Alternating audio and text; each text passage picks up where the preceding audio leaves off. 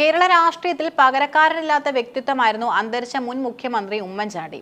അദ്ദേഹത്തിന്റെ വിയോഗത്തിന് ശേഷം നടക്കുന്ന തിരഞ്ഞെടുപ്പ് എന്ന നിലയിൽ പുതുപ്പള്ളി ഉപതെരഞ്ഞെടുപ്പ് കേവലം ഒരു മണ്ഡലത്തിലെ പോരാട്ടമല്ല, മറിച്ച് സംസ്ഥാന സർക്കാരിന്റെ ഭരണ വിലയിരുത്തലുകളും ഉമ്മൻചാണ്ടി എന്ന ജനനായകനോടുള്ള ജനങ്ങളുടെ വൈകാരികമായ ആദരവുമാണ്. ഈ പോരാട്ടത്തിൽ UDFന്റെ സ്ഥാനാർത്ഥിയായി എത്തുന്ന ചാണ്ടി ഉമ്മൻ നടത്തുന്ന വെളിപ്പെടുത്തലുകളും പ്രഖ്യാപനങ്ങളും കേരള രാഷ്ട്രീയത്തിൽ വലിയ ചലനങ്ങളാണ് സൃഷ്ടിക്കുന്നത്. വരാനിരിക്കുന്ന തിരഞ്ഞെടുപ്പിൽ UDF അധികാരത്തിലേറുമെന്നും കേരളത്തിന് ഉമ്മൻചാണ്ടിയെ പോലൊരു മുഖ്യമന്ത്രി ഉണ്ടാകുമെന്നുമുള്ള അദ്ദേഹത്തിന്റെ വാക്കുകൾ അണികളിൽ വലിയ ആവേശം നിറച്ചിരിക്കുകയാണ്. ചാണ്ടി ഉമ്മന്റെ നാമനിർദ്ദേശ പത്രിക സമർപ്പണം തന്നെ ഒരു വലിയ രാഷ്ട്രീയ സന്ദേശമായിരുന്നു. തിരുവനന്തപുരം മെഡിക്കൽ കോളേജിൽ ഗവൺമെന്റിന്റെ അനാസ്ഥ മൂലം ചികിത്സ ലഭിക്കാതെ മരിച്ച വേണുവിന്റെ ഭാര്യ സിന്ധു കൈമാറിയ 10,000 രൂപ കെട്ടിവെച്ചാണ് അദ്ദേഹം നോമിനേഷൻ നൽകിയത്. ഇത് കേവലം ഒരു തുകയല്ല, മറിച്ച് ഈ സർക്കാരിന്റെ പരാജയത്തിന്റെ പ്രതീകമാണെന്ന് ചാണ്ടി ഉമ്മൻ ആവർത്തിക്കുന്നു. സിന്ധു എന്ന സാധാരണക്കാരി ഈ സർക്കാരിന്റെ ഭരണപരാജയത്തിന്റെ ഇരയാണ്. അവർ നൽകിയ തുക കേരളത്തിലെ ഓരോ സാധാരണക്കാരനും ഈ സർക്കാരിനെതിരെ പ്രതികരിക്കാൻ തീരുമാനിച്ചു എന്നതിന്റെ അടയാളമാണ്, ചാണ്ടി ഉമ്മൻ പറഞ്ഞു. സാധാരണക്കാരുടെ കണ്ണുനീർ കാണാത്ത ഒരു ഭരണകൂടത്തിന് ജനങ്ങൾ വോട്ടിലൂടെ മറുപടി നൽകുമെന്ന ഉറച്ച വിശ്വാസമാണ് അദ്ദേഹത്തിനുള്ളത്.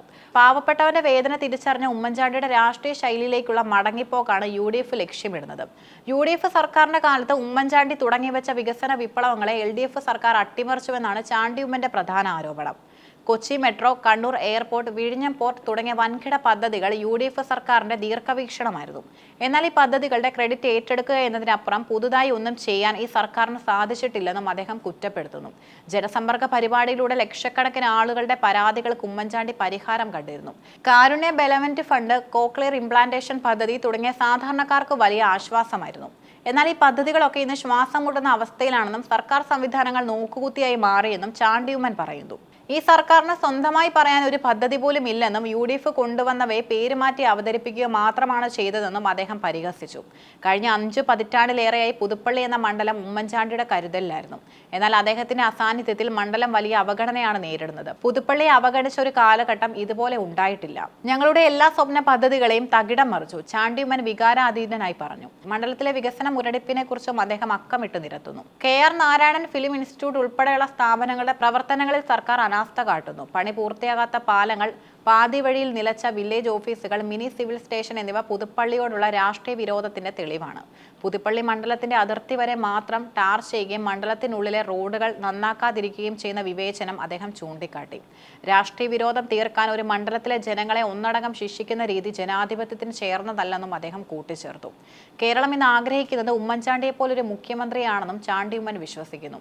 ജനങ്ങൾക്കിടയിൽ ജീവിക്കുന്ന, അവരുടെ പ്രശ്നങ്ങൾ കേൾക്കാൻ 24 മണിക്കൂറും തയ്യാറായി നിൽക്കുന്ന, അധികാരത്തിന്റെ ഗർവില്ലാത്തൊരു മുഖ്യമന്ത്രി, UDFന്റെ ഒരു മുഖ്യമന്ത്രി, ഉമ്മൻചാണ്ടിയെ പോലൊരു മുഖ്യമന്ത്രി കേരളത്തിന് ഉണ്ടാകുമെന്ന കാര്യത്തിൽ ഒരു സംശയവുമില്ല എന്ന അദ്ദേഹത്തിന്റെ പ്രസ്താവന വരാനിരിക്കുന്ന നിയമസഭാ തിരഞ്ഞെടുപ്പിലേക്കുള്ള UDFന്റെ കാഹളം മുഴക്കലാണ്.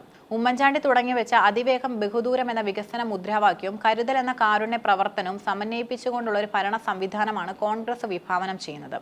നിലവിലെ സർക്കാരിന്റെ അഴിമതിയും സാമ്പത്തിക കെടുകാര്യസ്ഥതയും ജനങ്ങളെ മുടിപ്പിച്ചു കഴിഞ്ഞുവെന്നും മാറ്റത്തിനുള്ള സമയം അതിക്രമിച്ചുവെന്നും അദ്ദേഹം പ്രഖ്യാപിക്കുന്നു. തന്റെ പിതാവിന്റെ അസാന്നിധ്യത്തിൽ നടക്കുന്ന തിരഞ്ഞെടുപ്പ് ചാണ്ടി ഉമ്മനെ സംബന്ധിച്ചിടത്തോളം വലിയൊരു വെല്ലുവിളിയും ഉത്തരവാദിത്വവുമാണ്. ഉമ്മൻചാണ്ടി എന്ന വൻമരത്തിന്റെ തണലിലല്ലാതെ പുതുപ്പള്ളിയിലെ വോട്ടർമാരെ അഭിമുഖീകരിക്കുമ്പോൾ അദ്ദേഹം പിതാവിന്റെ ഓർമ്മകളെയാണ് കൂട്ടുപിടിക്കുന്നത്. ഉമ്മൻചാണ്ടിയോടുള്ള സ്നേഹം വോട്ടായി മാറുമെന്നും അത് സർക്കാരിനെതിരെയുള്ള ശക്തമായ താക്കീതാകുമെന്നും അദ്ദേഹം ഉറച്ചു വിശ്വസിക്കുന്നു. പുതുപ്പള്ളിയിലെ ഓരോ വോട്ടറും തന്നെ ഉമ്മൻചാണ്ടിയുടെ മകനായല്ല, മറിച്ച് അദ്ദേഹത്തിന്റെ പിൻഗാമിയായാണ് കാണുന്നതെന്നും ചാണ്ടി ഉമ്മൻ തിരിച്ചറിയുന്നു.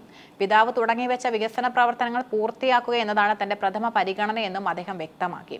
ചാണ്ടി ഉമ്മന്റെ വെളിപ്പെടുത്തലുകൾ കേരള രാഷ്ട്രീയത്തിൽ പുതിയൊരു ചർച്ചകൾക്കും തുടക്കമിട്ടിരിക്കുകയാണ്. വികസനവും കാരുണ്യം മുൻനിർത്തിയുള്ള UDF രാഷ്ട്രീയവും ഭരണപരാജയങ്ങൾ മറച്ചുവെക്കാൻ ശ്രമിക്കുന്ന LDF രാഷ്ട്രീയവും തമ്മിലുള്ള നേരിട്ടുള്ള പോരാട്ടമാണ് പുതുപ്പള്ളിയിൽ നടക്കുന്നത്. സിന്ധു എന്ന സാധാരണക്കാരിൽ നിന്നും വാങ്ങിയ 10,000 രൂപ വെറും തിരഞ്ഞെടുപ്പ് തുകയല്ല, മറിച്ച് മാറ്റത്തിനുള്ള കേരളത്തിന്റെ ആഗ്രഹമാണ്. കേരളത്തിൽ പുതിയൊരു യുഗത്തിന് തുടക്കം കുറിക്കുമെന്നും ജനങ്ങളെ സ്നേഹിക്കുന്ന ഒരു ഭരണകൂടം അധികാരത്തിൽ വരുമെന്നും ചാണ്ടി ഉമ്മന്റെ ആത്മവിശ്വാസം വരും ദിവസങ്ങളിൽ കേരള രാഷ്ട്രീയത്തെ എങ്ങനെ സ്വാധീനിക്കുമെന്ന് ലോകം ഉറ്റുനോക്കുകയാണ്. ഉമ്മൻചാണ്ടിയുടെ ഓർമ്മകൾ ജ്വലിച്ചു നിൽക്കുന്ന പുതുപ്പള്ളിയിൽ ജനവിധി ആർക്കൊപ്പം എന്നത് കേരളത്തിന്റെ ഭാവി രാഷ്ട്രീയത്തെ നിർണ്ണയിക്കുന്നതിൽ പ്രധാന ഘടകമാകും.